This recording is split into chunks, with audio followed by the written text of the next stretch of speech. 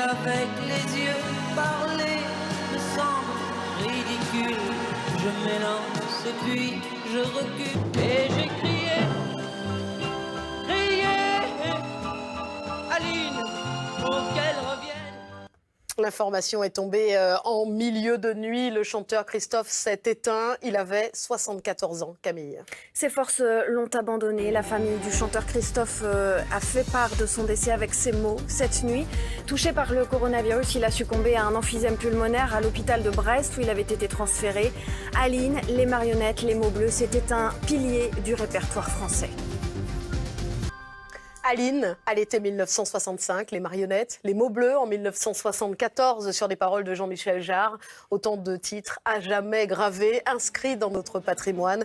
Le chanteur Christophe est donc décédé cette nuit des suites d'une maladie pulmonaire. Il avait contracté le coronavirus. Christophe est parti malgré le dévouement sans faille des équipes soignantes. Ses forces l'ont abandonné, ont écrit son épouse et sa fille. Il avait été admis en réanimation le 26 mars dernier dans un hôpital parisien avant d'être transféré à Brest, où il a donc succombé à un emphysème pulmonaire. Alizé Lutran.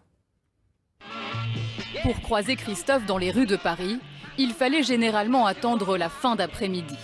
Une vie pas comme les autres, pour un artiste vraiment pas comme les autres. Le chanteur, depuis longtemps, vivait la nuit, travaillait la nuit, composait la nuit, et même pendant une partie de pétanque, la musique lui trottait dans la tête. Je travaille jusqu'à 7h30 du matin sur un nouveau thème, et je l'ai encore là dans la tronche, quoi. Comme chaque soir je l'attends. Vedette yéyé des années 60, Christophe a traversé un demi-siècle de chansons françaises. Retour sur les années de jukebox. Et j'ai crié,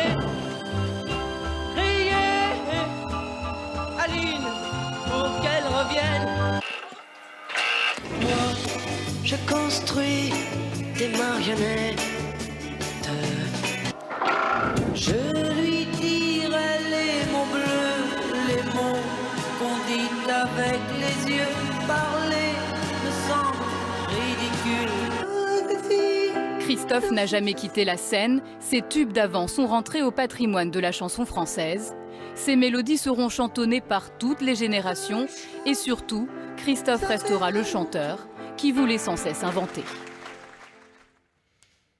Oui, et la vie, c'est une histoire d'amour, c'est ce que disait souvent Christophe. Et sur son dernier album, il chantait « Les portes de la nuit ne sont jamais fermées à clé », un titre qui prend tout son sens ce matin. Il avait aussi un sens de l'humour très fin, très apprécié de ses proches, un sens de l'humour qui se cachait souvent derrière son amour de la littérature, de la poésie et du romantisme. Écoutez-le, c'était au début des années 1980. Pour moi, c'est ce que je fais, c'est actuel, j'essaye pas de copier quelque chose. Mais par contre, j'ai un besoin de romantisme, comme beaucoup de gens certainement. Et puis, paradoxalement, il y a une espèce de musique rock que j'ai en moi.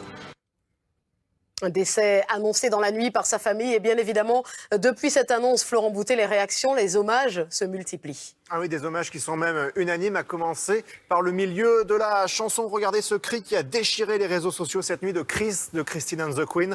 Oh non, Christophe, non, non, plus prolixe. Jean-Michel Jarre, le compositeur, qui nous dit « Christophe, tu es parti ce soir et ce soir, ce sont les paradis perdus ». Jean-Michel Jarre qui avait écrit en 1974 les paroles des mots bleus pour Christophe. Jean-Michel Jarre, que vous pourrez d'ailleurs entendre. Il sera notre invité par téléphone à 8h dans notre journal tout à l'heure. Hommage aussi au niveau politique, Franck Riester, le ministre de la Culture, qui souligne ces mots, ces mélodies et sa voix nous ont transportés, nous ont émus avec la disparition de Christophe. La chanson française perd une part de son âme. Des réactions aussi à gauche, beaucoup, surtout Olivier Faure, le premier secrétaire du Parti Socialiste, qui a retranscrit les paroles de « Comme si la terre penchait », un des plus grands succès de Christophe, certainement en hommage à l'ancienne icône des yéyés, et puis hommage aussi à des personnalités des médias, du show business. Regardez l'animateur de télévision Nikos Aliagas qui parle d'une immense tristesse, ou encore